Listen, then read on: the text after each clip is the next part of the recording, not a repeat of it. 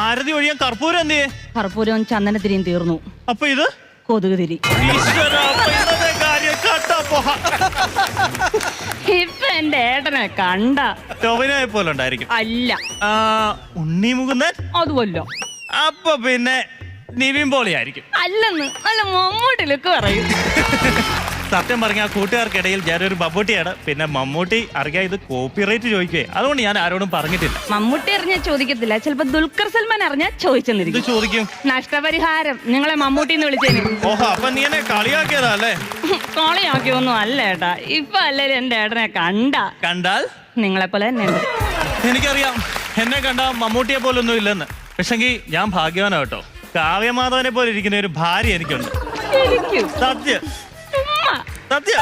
ഇപ്പൊ രാവിലെ തന്നെ അങ്ങോട്ടും ഇങ്ങോട്ടും ഒന്ന് പുകഴ്ത്തിയില്ലേ? ചെറുതായിട്ട് ഒരു രസമൊക്കെ തോന്നില്ലേ? കുറച്ച്. അന്നെ മമ്മൂട്ടി പോകാൻ നോക്ക്. കാവ്യമാധവൻ ഇവിടെ പറഞ്ഞു ജോലി